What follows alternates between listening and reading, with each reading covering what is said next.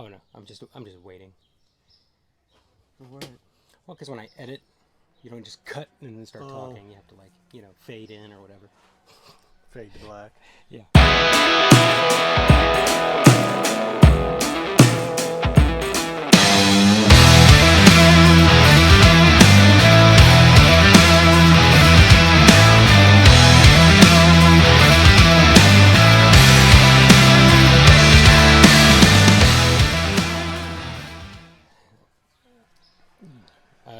I don't know. So we have what, about a month or two's worth of videos, but nobody really knows what our story is or anything. So we thought we'd share it. So, well, I think probably the best thing to do is just introduce ourselves first. Okay, I'm Barb, also known as Mamaw. I'm George. I'm also known as Papaw. And I'm Sonny.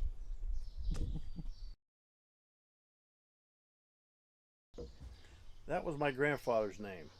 Both are Madison Farley, and he farmed 67 acres back here, and then he since passed away. And then He had cows. and cows and pigs and chickens, and he'd slaughter his own animals. And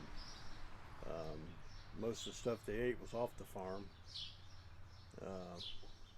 And he passed away. I forget what year it was now. I was in the 6th grade, so. My grandmother lived over there until she passed away in 2011, and then before that we got 5 acres from her, and then it was quite a few years after that before we started gardening. And She died in 2001. 2001 she died. Yeah, it was the same year as 9/11. Yeah, that's about it. I mean, we got 5 acres, and we did a little bit of gardening, but not to the extent we do now, plus the animals we have. Yeah, growing up here, we just had just yard, and me and my brother, I have a twin brother, we'd play catch or shoot golf balls around the yard. Well, you Break were like in windows. 3rd grade, wasn't it? When we moved here, yeah, we Yeah, were in 3rd the grade. girls hated it. The boys loved it. They were into commando. So they built foxholes and put their camo on and Their helmets. their helmets. And so the boys loved it. The girls hated it. Because we were city kids. And we lived in a neighborhood before we moved out here. And we lived with Graham while our house was being built. And we had a garden before we even had a house. Graham taught me. She was a special lady. Yep. She taught me to can. She taught me to quilt. She helped me with my garden. I mean, it wasn't much. It was a few tomatoes and And now we have motorcycles. the quiet country. The quiet country living. She just was an old country woman, but I'll tell you, that woman was so impressive. Yeah, I remember she was like 75 years old, still chopping wood, and I was really yeah. impressed Oh, yeah. at that. I mean, she was somebody that I wanted to be. I wanted to be as active as she was, and as spunky, and Ornery. well, I'm not ornery, but yeah, she was, and she didn't treat me as an in-law. I mean, she treated me very well. Mm-hmm. I love that woman. How did we start the farm? Just kind of happened. I mean, Well, Well, you had that little tiny garden before the house was even built. yeah, Yeah. and then after we moved in, it was, you guys were involved in sports, and we were just busy all the time, and we had to be at 3 different places at one time. frankly, it was just trying to get through the day. And it really, until after the kids were all grown, and we probably didn't start the garden until about 2007, Somewhere in there. 2008, something like that. But in 2008, when they had the recession and stuff, is when I started stocking my shelves. And it was just canned goods. You know, I would buy a can of soup for us and a can of soup for the shelf. And I just had a little gray metal shelf that I filled every time I go to the grocery store. And that's how the food pantry started. And it wasn't much, but it gave us a little bit of comfort. And then I started the garden, 6 little beds back in the chicken run. And it was just some tomatoes and cucumbers and I think some green beans Yeah. and cabbage and then we got the chickens in 2011. And it was this back part was our chicken. That's where our chickens were. And then we decided to give them a bigger area to run because we didn't want a free range. How big is that? It's probably, I don't know, 75 feet by 40 feet wide. Yeah, probably. Yeah. It's probably as big as our backyard was when we lived in the city. Yeah. And I fenced off my garden. But I never thought I would enjoy chickens as much as I did. But they would come around while I was gardening. What year was the first chicken you bought? 2011. 2011. And I ordered 6 of them. And I went to pick them up and came home with, no, I ordered 8 because I was doing one for each of the grandkids. And we went, me and my daughter went to pick them up, and I came home with 12. And then a couple days later, we were at TSC, and I bought 6 more. 6 more. So we went from 8 to like 20 some chickens that first year. Then the goats. Yeah. When was the first goat? It was Bamboo. Bamboo and Colby. In 2013. And at that time, we had custody of his niece's kids. And so we got the goats and 4 kids within a week of each other. I didn't want goats. Yeah, I begged for several years. But we got goats. Like I always say, you can either be happy or be right. That's why I'm always smiling. And then what's the first year you got bees? Oh, well, that was because we talked about him, and then that Christmas I bought him a beehive with the suit and the whole kit and stuff, and he bought me, and we didn't know it. Unbeknownst to each other, we bought each other the same thing. So when was that? Oh gosh. Probably, 16. So it might have been 16 Yeah. or 17. Yeah. And that's when the hives were back there Yeah. in the wooded area. In the wooded area, and it was just so overgrown with raspberries, and Just thorns and so we moved him up, up closer to the house. and all the bees had died because we didn't. We didn't know what we were doing. We still don't. Well, We're still we're learning. still learning. We make mistakes. That's how you learn, I guess. Yeah. So that's how the farm started. Pretty much. Pretty much. And then we moved the garden. And then I retired in 06. Retired from what? I was a policeman in Columbus. But he works harder now. I think I do. I think I work harder when I was on the police Yeah. department. How many outbuildings do we have now? 1, 2, 3, 4, 5, 6, 7. 7 outbuildings now. Yeah, this used to be a workshop. The chicken coop used to be a wood workshop because we were doing craft shows and doing woodwork and stuff. And then when we got the chickens, we turned it into a chicken coop. And then when Dad retired from the police department, he Yeah, we bought- got the big got the barn. big barn. And then when I got goats, we were going to build another barn. Eddie says, well, instead of that expense, how about we just take half of that and make it into a goat? So Yeah, my wood shop used to be 54 by 30, and now it's half of that. So, and the boys' barn was an old pole barn Yeah. three-sided pole barn. that him and his father built when we moved in. And we enclosed it. Mm-hmm.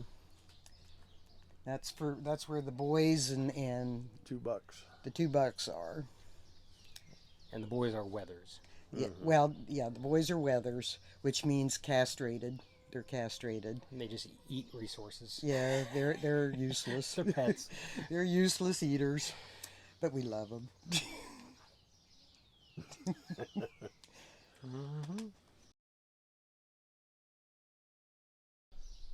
Probably because in 2008 with the recession and everything else, and like I said, started stocking up a little bit on the canned goods. His Graham taught me to can. It was water bath canning, so I knew how to make jellies and jams in the water bath, and pickles. I mean, the first year, that's pretty much what it was just jams, jellies, and pickles.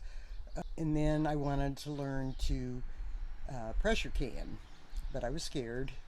But the just kind of discovering the importance of preparing To and have it, yeah. You know, They'd rather have it and not need it, and need it not have it. Yeah. So when we moved the garden back in the back and made it bigger, and the first back there was in ground, and it did really well. It did good. I forget what year that was. 20. Everything runs together anymore. Anyway. well, but it's nice to have, like, you know, you could feed yourself from your land, from your livestock, the milk from the goats. We butchered our own chickens for the first time last year, 15 chickens. We have fruit trees. We have honey. Well, the fruit trees Well- don't have fruit, but We have fruit trees. piece of advice for fruit trees: the best time to plant them 10 years ago. Yeah. Well, we had to row them in the back, and the deer ate them before we had the fence put up. Yeah. So. But just kind of realizing the importance of being self-sustainable, not depending on the store having food, you know, because if there's stuff hits the fan time, you know, we have shelves of food that, Well, and during the pandemic, we really didn't even have to go to the store, you know, because I had stocked up on some toilet paper, so I didn't have to fight people for that. so not just food. Not just the food. First aid stuff. First aid stuff, you know, personal hygiene stuff, Paper products. paper products, yeah. We don't need any paper plates We won't need any paper plates Or for a while. napkins. Or or napkins. napkins for a while. But the canning, I started and stuff, and I learned, watched 100 zillion YouTubes on pressure canning. And Mamaw's Corner will have a pressure canning video and- sometime. It's not as hard as you think. It really isn't. It's food prep, just like with anything else. But once you get over the fear of the pressure canning, and the meat is, oh my goodness. Oh, it's so tender. I mean, because I'll get beef at Kroger, they'll have it buy one get one free, and it's the big roast and stuff. And I'll cube it up and can it, and I mean, you can just cut it with a fork. It's just so tender. So a lot of it, and I know exactly what goes into each jar, and there's no preservatives in it. Most of them have water or broth and some salt. Like Sonny said, we did butcher our own chickens this year, and I didn't. I canned them. And I mean, we have the bone broth from the chickens. Everything but the head was used. Yeah. Because we used the feet to make the bone broth and the bones, and it is so good. We didn't use the innards. No. Yeah. I mean, we could have used like the heart and stuff for the Sure. dog. For the dog. They were very well taken care of, and they had a very good life until the last day. And we dispatched them as humanely as possible. It was fast. It's fast. Yeah. You guys wish you would have started prepping 20 years earlier? My one regret probably is I wish we would have done this a lot earlier. Yeah. Because we're getting older and it's getting harder, and we don't have the strength and stuff that we had, because we really didn't start anything until I was 60, and I was a lot younger than that. so I mean that's one and the other regret is I wish I would have done more of this kind of stuff with the kids. Yeah. Well, I think it would have instilled. I mean, you guys instilled how to work hard in us anyway. But like, you know, to put it into practice of everyday farm work and like seeing the results, you know, Yeah. of that hard work at a younger age would have only been beneficial for us. I mean, kids. we did make you guys work. It just yeah. wasn't farm work. Yeah, but I think like intensive labor probably would have been beneficial. So yeah, I do wish we would have done it at an earlier age,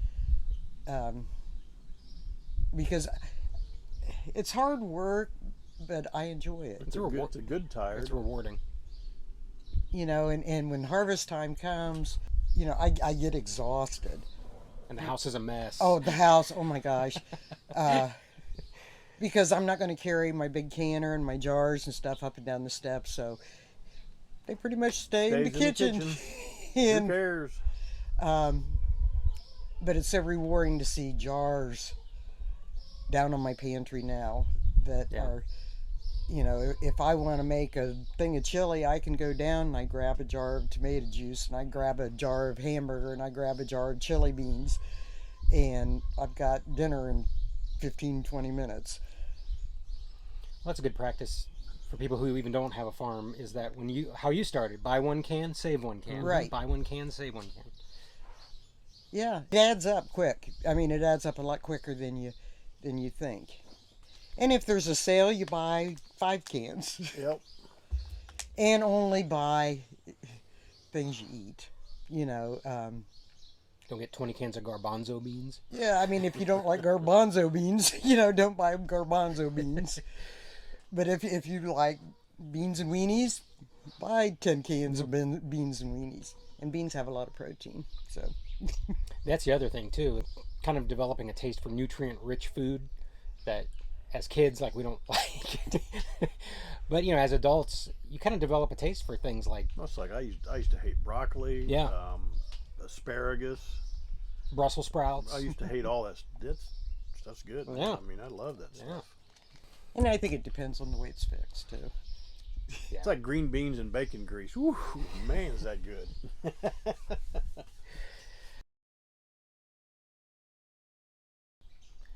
Well, so it's more like for you. I mean, well, I don't understand any of this stuff. I mean, I'm like technically challenged to begin with. So when I came on board, Mom and Dad already had a YouTube channel. Eric set up. That my brother Eric set up. And essentially it was like 8-hour videos of CCTV footage of goats birthing. No, I don't even think that was on it. I think I had one video. Yeah. And that was... No, I erased like 3 videos of like 8-hour goat birthing videos from like 30 feet away, black and white. So the first video that I was a part of, I think, was the chicken canning video. And I tried my hand at video editing. And it was kind of fun, but I was new at it. And full disclosure, by the way, like, I'm all new to this farming stuff. Like we said before, like, we didn't grow up farming.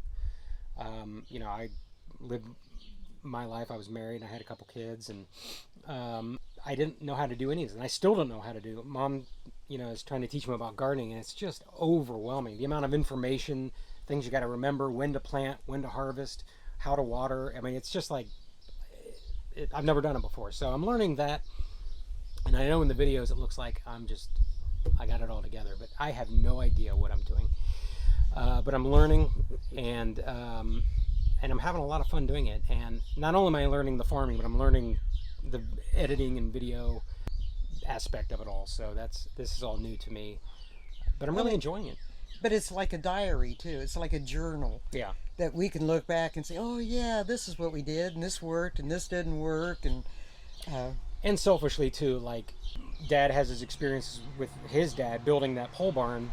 You know, I get to have experiences with my dad doing stuff, and now I get to, you know, chronicle it through videos. So that's kind of neat. So, I mean, years down the road, I can always go back and look at the times I spent with Mom and Dad on the farm, and I'll have that time to cherish forever. Another thing of the YouTube video is also the education part, like not only showing you how we do things or why we do things, but you know, teaching you guys, the audience, you know, how to like Mamaw's Corner has like the little toilet paper seed thing, like hack that she would share, or the video on canning that's going to be in the future. So there's an educational aspect to it too, like, and you also see our successes and our failures. Yeah. Because there's a lot of failures. By any means, I don't know all there is to know about gardening. Well, I mean, all of us are... It's like an experiment every season. We're all what's it? Jack of all trades and a master of none. Because I mean, I don't know everything about gardening, and I don't know everything about animals, and I don't know everything about canning, and That's like when our goats got his head stuck in the fence. So we didn't know what kind of fence to put up when we first started doing this. And I tried doing the disbudding of the horns a few years ago, and I messed that up. So we go to the vet to have that done. And of course, we still have goats with horns, and they get stuck in the fence. Well, we learned. I mean, Yeah, now we got the hardware we cloth. just didn't know. We put hardware cloth over it, so hopefully they don't hang themselves. But so I think it's a teaching thing, a learning thing. every day you're learning something different. And to know that it's okay to screw up sometimes. Well, that's how you learn oftentimes, is screwing up. So. Oh yeah. If you're not making mistakes, you're not learning. Yeah. Yeah. Any other reason to start a YouTube channel? Just, Well, besides wanting to have 1 million followers and do this as a career. no, yeah, that's So what happened. hit the like and subscribe. Yeah. He never remembers to say that. Smash that like button. And I've had fun. Yeah, Mom loves you doing she likes checking the stats, like how many people watch the video. says her voice is so low. Everybody hates their own voice. I know.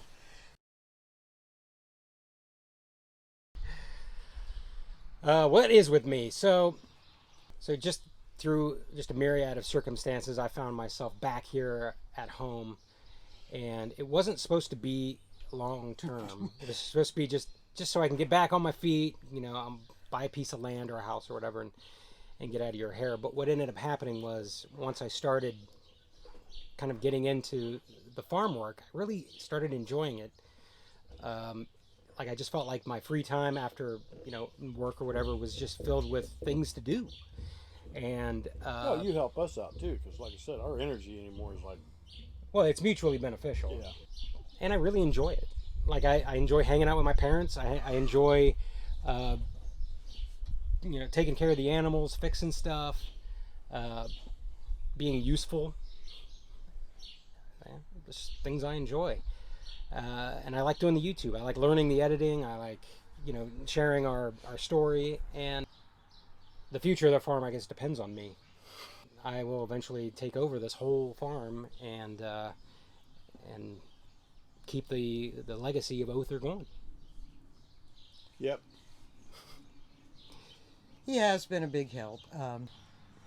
Like I said, our strength and our stamina is a lot less than it used to be. So I've not had to feed the critters for almost a year now. We've enjoyed having him here. I've enjoyed being here. And, I think, too, with the way the economy is and who knows what's coming, I think that there might be a lot more multi-generational families living together. If you work together, it works. You respect each other, it can work. But you have to have a mutual respect. Mm-hmm. And pull your own weight. And pull your own weight, yeah. You don't work, you don't eat. Well, in the vast majority of the world, multi-generational homes are not uncommon. Well, and it used to be here. In America, too, yeah. And the selling the idea of the American dream is having, your picket fence and your tiny little plot of land right 20 feet from your neighbor. It's not appealing to me anymore. And just being out in the open air, cultivating your own food and, working with your hands, it's just Like way during better. World War II, they had victory gardens. Everybody had a victory garden. Yeah. But, there's like the stigma of living with your parents. I don't go out on dates or anything like that because... He's looking for a date. Oh, shut up. Any farm women out there? For the future, in case I have a wife or whatever, like, she's got to be cool with working the farm and working the land and Dirty fingernails. yeah, My summer manicure. So and that's just not on the top of my list right now because I'm learning all of this. Well, And she'd rather have goats than jewelry, so that's that's a plus. so that's my deal. So After we're gone, I don't care. So Yeah, I have some ideas kind of rumbling around. I can't really incorporate them yet while they're still alive, but There's several he just will not do while we're alive. well, no, I do want to get. Well, besides all the, I'll have to redo a lot of fencing. I'll have to because a lot of it's like when you started the actual farm. It's the first fence that was put up. So there's some repairs that need to be done there, which we could do. But I want to get some pigs. I want to get a couple meat cows.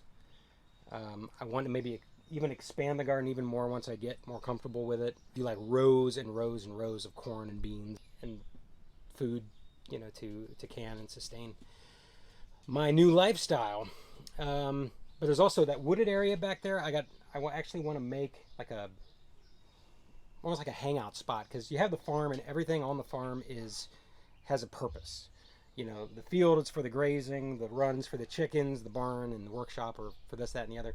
There's not a whole lot of places to just kind of sit and relax besides this porch, and we have our deck. But kind of a cool place to make in that wooded area where we can have like a fire pit or maybe like a little cabin or something like that.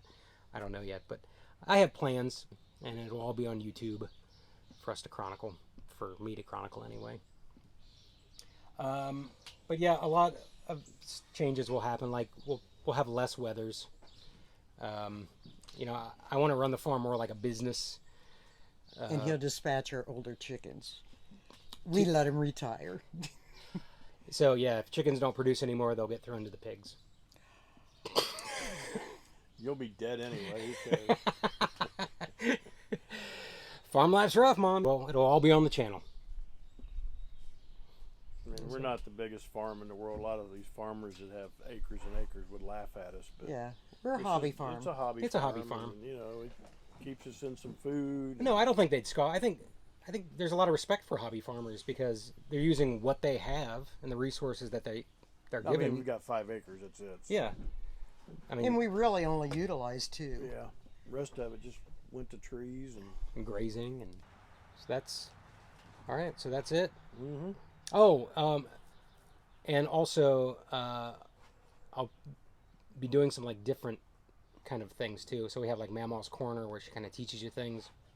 Just having like a video every once in a while, just talking about men, like mental health issues, encouraging men to kind of be men in today's world. So look out for that as well. It's just a shame to be masculine. I mean, yeah. So, if you want to work on a farm, you gotta man up or woman up, depending on who you are. All right.